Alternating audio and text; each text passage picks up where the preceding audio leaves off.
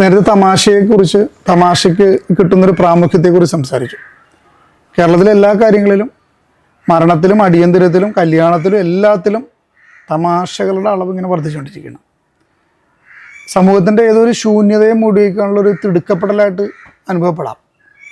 Italy പോലുള്ള രാജ്യങ്ങളിൽ മുസോളിനിയുടെ മാരകമായൊരു പ്രത്യയശാസ്ത്രം വളരുന്ന ഘട്ടത്തിൽ അവിടുത്തെ ജനങ്ങൾ മുഴുവൻ ആസ്വാദനങ്ങളിലും തമാശകളിലും ഷോ പീസുകളിലുമാണ് ജീവിച്ചിരുന്നത്. ഈ ഷോ പീസുകളിലും തമാശകളിലും അഭിരമിക്കുന്ന സമൂഹം സ്വാഭാവികമായിട്ടും അതിൻ്റെ പിന്നാലെ വരുന്ന കെടുതികളുടെയും ക്രൂരതകളുടെയും ഒരു വലിയ മുന്നേറ്റം ഇതിൻ്റെ അടിയിൽ കൂടെ സംഭവിക്കാറുണ്ട്. അപ്പോൾ സമൂഹത്തിൻ്റെ നല്ല നടപ്പിനെക്കുറിച്ച് താല്പര്യമുള്ള മനുഷ്യർക്ക് ഈ പിന്നാലെ വരുന്നൊരു അപകടത്തെക്കുറിച്ച് ബോധ്യമുള്ള മനുഷ്യരെ എന്ത് ചെയ്യും? വളരെ നല്ലൊരു നിരീക്ഷണമാണത്. ഇറ്റാലിയൻ റെനൈസൻസിൻ്റെ കാലഘട്ടത്തിൽ ഞാൻ പഠിച്ചിട്ടുണ്ട് പണ്ട് ഹിസ്റ്ററിയിൽ. ഈ ലോറൻസോ ഡി മെഡിക്കി ഒക്കെ ഉണ്ടായിരുന്ന കാലഘട്ടത്തിൽ അവരിങ്ങനെ കാർണിവലുകൾ ഇങ്ങനെ അറേഞ്ച് ചെയ്തുകൊണ്ടിരിക്കുക എന്നുള്ളതാണ്. എല്ലായിടത്തും ഇങ്ങനെ കാർണിവൽ അറേഞ്ച് ചെയ്ത് പോവുക.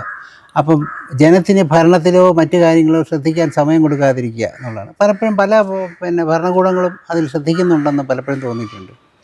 അപ്പോൾ മാറി മാറി വരുന്ന ഇത്തരത്തിലുള്ള കെട്ടുകാഴ്ചകൾ അത് പലതും ആവാം. അത് മതത്തിൻ്റെ പേരിലുള്ളതാവാം, സാംസ്കാരിക രംഗത്തുള്ളതാവാം. ഇങ്ങനെ പലതരത്തിലുള്ള കെട്ടുകാഴ്ചകൾ ഇങ്ങനെ ഓർഗനൈസ് ചെയ്തുകൊണ്ടിരിക്കുക എന്നുള്ളത് സ്വാഭാവികമായിട്ടും ഇത്തരത്തിലുള്ള ഈ ഇറ്റാലിയൻ റെനൈസൻസിനെ ഓർമ്മിപ്പിക്കുന്ന ഒരു കാര്യം തന്നെയാണ്. ഇപ്പം താങ്കൾ പറഞ്ഞതുപോലെ ഈ തമാശയുടെ കാര്യത്തിലും അത് ശ്രദ്ധേയമാണ് എന്നുള്ളത് ഞാനിപ്പോഴാണ് ശ്രദ്ധിക്കുന്നത് കേട്ടോ. തമാശ കൂടി വരുന്നത് കൊണ്ട് തീർച്ചയായിട്ടും ഇത് മറയ്ക്കാനുള്ളൊരു കാര്യമാണോ എന്ന് വെച്ചാൽ തീർച്ചയായിട്ടും അത്തരത്തിലൊരു രാഷ്ട്രീയം നമ്മുടെ മൊത്തത്തിലുള്ള മാനസിക പരിണാമത്തിൽ കടന്നുകൂടിയിരിക്കുന്നു എന്നുള്ളത് ഞാൻ അത്ഭുതത്തോടു കൂടി ഇപ്പം ശ്രദ്ധിക്കുകയാണ്. വാസ്തവത്തിൽ ശരിയാണത്, വളരെ ശരിയാണ്. അപ്പോൾ അങ്ങനെ വരുമ്പോൾ നമുക്ക് ശ്രദ്ധിക്കേണ്ട മറ്റൊരു കാര്യം എന്ന് പറയുന്നത്, അടങ്ങിക്കിടക്കുന്ന ദുഃഖങ്ങൾ ഇവിടെ ഉണ്ട്, ഒളിഞ്ഞു കിടപ്പുണ്ട്. ആ ദുഃഖങ്ങളെ മറയ്ക്കുന്നതിന് വേണ്ടി ഈ മെലാനം ജോക്കറിലൊക്കെ ബഫൂൺ കാണിക്കുന്ന തമാശ പോലെ ഈ മൊത്തത്തിൽ തമാശകൾ അരങ്ങേറുന്നതായിട്ട് സൂചിപ്പിക്കപ്പെടുകയാണ് ഇപ്പോൾ ഈ പറഞ്ഞതിൽ നിന്ന്. അങ്ങനെ വരികയാണെങ്കിൽ അത് ഈ പറഞ്ഞ പോലെ തമാശയിൽ വളരെ ലോലഹൃദയരായിരിക്കുന്ന മനുഷ്യരെ സംബന്ധിച്ചിടത്തോളം അതിനെ പിന്തുടർന്ന് വരുന്നു എന്ന് ഇറ്റാലിയൻ റെനൈസൻസിൻ്റെ പശ്ചാത്തലത്തിൽ താങ്കൾ നൽകിയ ഭീഷണി വളരെ ഗൗരവമായിട്ട് നമ്മൾ ശ്രദ്ധിക്കേണ്ട ഒരു കാര്യം തന്നെയാണ്. കാരണം ഭയങ്കരമായിട്ട് മനുഷ്യൻ അനുഭവിച്ചു പോയി.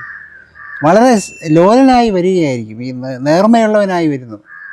കൂടുതൽ ഫലിതങ്ങളുണ്ടായി.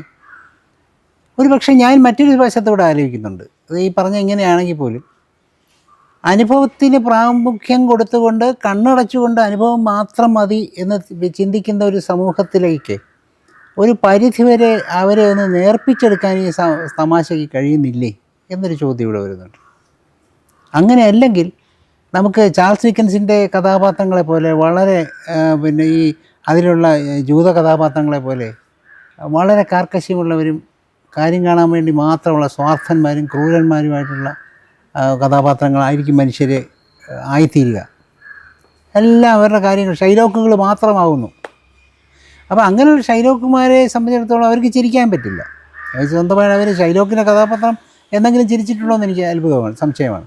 അപ്പോൾ അങ്ങനെ ചിരിക്കാൻ പറ്റുന്നവരാക്കി തീർക്കുമെങ്കിൽ ഈ തമാശ തീർച്ചയായിട്ടും നല്ലൊരു കാര്യമായിരിക്കും ചെയ്യുന്നത്. എനിക്കറിയില്ല. പക്ഷേ ഇപ്പോൾ നോക്കുമ്പോൾ ഈ തമാശ കൊണ്ട് മൂടപ്പെട്ടിരിക്കുന്ന കുറേ ജീവിത സത്യങ്ങൾ ഉണ്ട് എന്നുള്ളതിൻ്റെ തിരിച്ചറിവ് പതിയെ മനുഷ്യൻ്റെക്ക് പ്രകാശിച്ച് വരും എന്ന് എനിക്ക് തോന്നുന്നു. അങ്ങനെ വരുമ്പോൾ ഈ തമാശയുടെ പ്രസക്തി കുറഞ്ഞു പോവുകയും ഒരുപാട് നല്ല വിശ്വസിനിമയിൽ തന്നെ ഒരുപാട് കഥാപാത്രങ്ങൾ ഇങ്ങനെ ഈ ദുഃഖം ഒളിച്ചു വെച്ചുകൊണ്ട് തമാശ കാണിക്കുകയും അവസാന ദുഃഖത്തിൻ്റെ തുറവിയിലേക്ക് എത്തിച്ചേരുകയും ചെയ്യുന്ന ഒരുപാട് കഥാപാത്രങ്ങൾ വിശ്വസിനിമയിൽ തന്നെ ഉണ്ട്. അപ്പോൾ അതുപോലെ എല്ലാ വ്യക്തികളുടെ കാര്യത്തിലും ഈ തമാശയിൽ ഞാൻ വ്യക്തിപരമായിട്ട് എനിക്ക് തോന്നിയിട്ടുള്ള മറ്റു കാര്യമുണ്ട്. തമാശക്കാരായിരിക്കുന്ന ഒരുപാട് സുഹൃത്തുക്കൾ എനിക്കുണ്ടായിരുന്നു. നല്ല തമാശക്കാരാണ്. ഞാൻ ഇഷ്ടപ്പെടുന്ന തമാശകളാണ്. അവരുടെ സഹവർത്തിത്വം അല്ലെ അവരുടെ കൂടെയുള്ള യാത്രകളൊക്കെ വളരെയധികം ഇഷ്ടപ്പെട്ടിരുന്നു. പക്ഷേ അവരാണ് ഏറ്റവും ദുഃഖകരമായിരിക്കുന്ന അനുഭവങ്ങൾ പിന്നീട് ഉണ്ടാക്കുന്നത് എന്നും ഞാൻ കണ്ടെത്തിയിട്ടുണ്ട്. അപ്പോൾ അവരിൽ പലപ്പോഴും ഒളിഞ്ഞു കിടന്നിരുന്ന ചില ഛിദ്രവാസനകൾ മറച്ചു വെച്ചുകൊണ്ടായിരിക്കും. ഇപ്പം താങ്കൾ പറഞ്ഞു കേട്ടപ്പോൾ ഞാനിത് ആലോചിച്ച് പോയതാണ്, ഞാനിതിന് മുമ്പ് ആലോചിച്ചിട്ടില്ല. ആ ഛിദ്രവാസനകൾ ഒഴിച്ചു വെച്ചുകൊണ്ടായിരുന്നു ഈ തമാശ പറഞ്ഞുകൊണ്ടിരുന്നതെന്ന് എനിക്കിപ്പോൾ തോന്നുന്നു, സംശയം തോന്നുന്നു.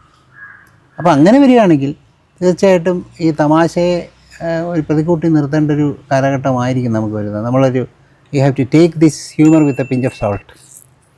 കാരണം അത് സത്യസന്ധമായ തമാശയായിട്ട് എടുക്കാൻ പറ്റില്ല. അതൊരു ബ്ലാക്ക് ഹ്യൂമറാണ്. Though it is not a black humour, it has be treated as a black humour. കാരണം ഇറ്റ് കണ്ടെയ്ൻസ് അതിനകത്ത് ഒളിച്ചു വെച്ചിരിക്കുന്ന ചില ബോംബുകൾ കിടക്കുന്നു എന്നുള്ളത് കൊണ്ട് തന്നെ വളരെ സൂക്ഷിക്കണം. പക്ഷേ മനുഷ്യൻ ചിരിക്കാതിരിക്കാനൊക്കില്ലല്ലോ. ഇതൊക്കെ all this is said and done. നമുക്ക് ചിരിക്കാതിരിക്കാൻ പറ്റാത്തൊരവസ്ഥയാണ് ഉള്ളത്. അപ്പോൾ ചിരിക്കാതിരിക്കാൻ പറ്റാത്തത് കൊണ്ട് ഈ തമാശയ്ക്ക് തീർച്ചയായിട്ടും പ്രസക്തിയുണ്ട്. തമാശ വരും, തമാശ വന്നേ ഒക്കുള്ളൂ. പക്ഷേ എന്നാലും നമ്മളൊരു കരുതൽ അവിടെ വേണം എന്ന് താങ്കൾ പറഞ്ഞതിന് ശേഷം എനിക്ക് തോന്നുന്നു. ശരിയായിരിക്കാം, അത് ഞാനങ്ങനെ ആലോചിച്ചിട്ടില്ല. തമാശകളുടെ കാര്യം ഞാൻ ആലോചിച്ചിട്ടില്ല. എല്ലാവരും തമാശക്കാരായി വരുന്നു എന്നുള്ള സത്യം ഞാൻ ആലോചിച്ചിട്ടുണ്ട്. ഈ തമാശയുടെ പുറകിലൊരു മറ്റൊരു മുഖമുണ്ട് എന്നുള്ള കാര്യം ഇപ്പോഴാണ് എൻ്റെ ശ്രദ്ധയിൽപ്പെട്ടത്. ചരിത്രത്തിൽ തമാശയ്ക്ക് പുറകെ ഒരു തിരയുണ്ട്. ആ തിര മിക്കവാറും ക്രൂരതകളുടേതായിരിക്കും എന്നാണ് ചരിത്രം. തീർച്ചയായിട്ടും അതിലൊരു ലക്ഷണം ഇപ്പോൾ കല്യാണങ്ങൾക്കെല്ലാം തമാശയ്ക്ക് വേണ്ടി കാട്ടിക്കൂട്ടുന്ന ക്രൂരതകളുണ്ട്.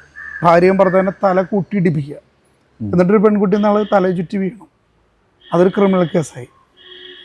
റാഗിങ്ങിന് സമാനമായ വിവാഹാഘോഷങ്ങളിൽ കാര്യങ്ങൾ സംഭവിക്കുന്നുണ്ട്. ഇതാ ക്രൂരതയുടെ തിരയുടെ ചില നൊരകളാണോ എന്ന് എനിക്ക് ശരിയാണ്, വളരെ ശരിയാണ്. ഇപ്പം ഞാൻ മറ്റൊരു കാര്യം ആലോചിക്കുകയായിരുന്നു. ഈ സംഗം എന്ന് പറയുന്ന രാജ് കപൂറിൻ്റെ സിനിമയിലൂടെയാണ് ഈ ഭാരതീയ സിനിമയിലെ മസാല റെഡിയാകുന്നത്. ഇന്ന് വരെ ആ സിനിമ ആ മസാലയിൽ നിന്ന് രക്ഷപ്പെട്ടിട്ടില്ല. കാരണം ഒരു പാട്ട് സീനും കഴിഞ്ഞാൽ ഒട്ടനൊരു ട്രാജഡി വരും.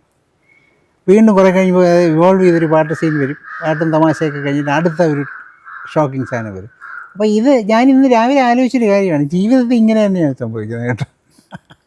ജീവിതത്തിൽ ഇതുപോലെയാണ് സംഭവിക്കുന്നത്. ജീവിതത്തിൽ വളരെ ഒരു ഹൈപ്പ് ഉണ്ടാക്കി കഴിഞ്ഞിട്ട് അടുത്ത ഡിപ്രഷൻ വേറെ ക്രിയേറ്റ് ചെയ്തിരിക്കുക എന്നുള്ളതാണ്. ഞാൻ നോക്കിയപ്പോൾ ഇവരെല്ലാം ഒരുമിച്ചിരുന്നാണ് കഥ എഴുതുന്നതെന്ന് എനിക്ക് തോന്നുന്നു. അപ്പോൾ അത്തരത്തിൽ തീർച്ചയായിട്ടും ഈ തമാശയ്ക്ക് പിറകിലൊരു അപകടം ഉണ്ടാകും എന്ന് തന്നെ കരുതിക്കൂട്ടിയിരിക്കേണ്ടിയിരിക്കുന്നു. തമാശ കേൾക്കുമ്പോൾ മാത്രം ചിരിക്കുക, ബാക്കി ചിരിക്കാതിരിക്കുക എന്നുള്ള ചരിത്രത്തിലൊന്ന് ഭയക്കുക.